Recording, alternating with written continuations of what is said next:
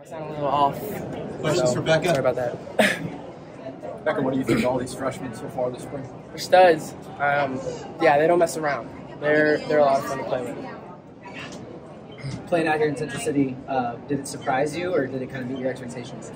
It beat my expectations for sure. I think, we're used to about 8,000 sellout and in attendance.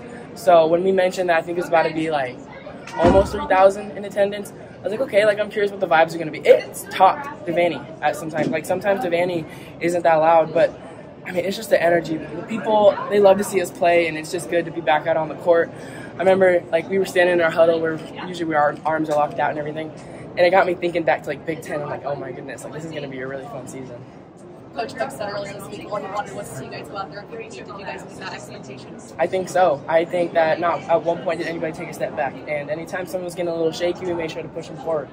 I think it was really fun just to see everything that we had been working on in the gym, because when we go against each other in practice, it's personal.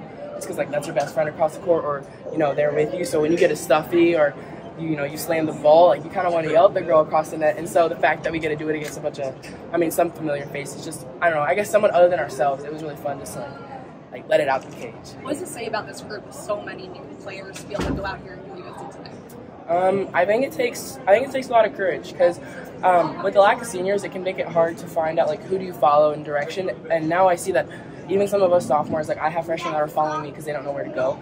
So that's been a change of pace, because I'm used to just having, like, 3 main people, but now it's Allie, Lexi, like, Lindsay, Mara, everybody, like, is being followed, and even I'm being asked from. And so I think it's everybody's having to step out of their comfort zone and be there and be that shoulder to lean on when you're confused, as well as show them what it's supposed to look like. Knowing where you were at this time last year, what do you tell the new rookies?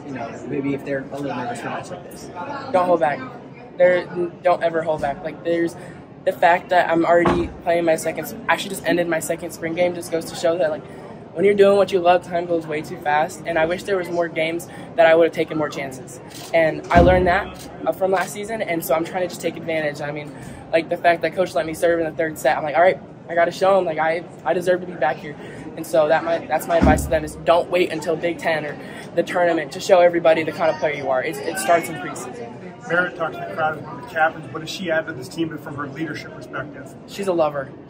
I think we have different styles of, like, teammates on the team, like, just leadership. Mine is the more like I'm kind of just like the rock that just pushes people when they don't want to be pushed. I'm just kind of like that, those hands on your back. Well, she's the kind of person that's going to guide you, and she's the kind of person that's going to love you through that type of situation with gentleness. But at the same time, what she is saying is true and it's right, and she's not gonna sugarcoat it, if that makes sense. So, like, I guess, like, her motherly kind of love is what it has to offer to the team. And you heard, like, she speaks for all of us, and not one of us wasn't heard from whenever she speaks on our behalf. She's a beautiful person from the inside and out, and I think she brings a lot to this team. A couple more questions for Becca. What was yesterday like with all the young girls here watching you guys practice? Oh my goodness. It reminds me that I played for the Huskers. I was just thinking about that. We were visualizing, and I was like, dang, like, Coach Cook is sitting here, he's talking to us. We were cracking jokes because at our hotel we had a charcuterie board, and I was going crazy. So he was giving me grief because I was the first one to start eating it. And it was just like those kinds of things, like those little moments. I'm like, we got girls that are, I don't know, freaking out. This one girl couldn't get her hands off me. She wanted to hug me like 3 or 4 times. I was like, oh, that's fine. I love hugs. But it just goes to show, like, being a part of this program, you're a part of something so much bigger than yourself. Like, yes, I wear the number 5, and, like, that's who I am for the next 4 years. But, like, I am playing a part of a program that legends have come through. These are women that change the community they're around. They affect the friend groups. Like, they're a voice in their community. And the fact that, like, I matter to people, like, my face is tied to this jersey, it's, I don't even know, it's incomparable. Tell me about Coach Cook's outfit. Oh my goodness. I'm all about boots and blue jeans. So I think he looks so good, and I'm all about, like, the collar and everything. We're trying to get Jalen into that, but he's from Hawaii. He's not quite there. He's more of the Vans kind of guy, but I think he looks sharp.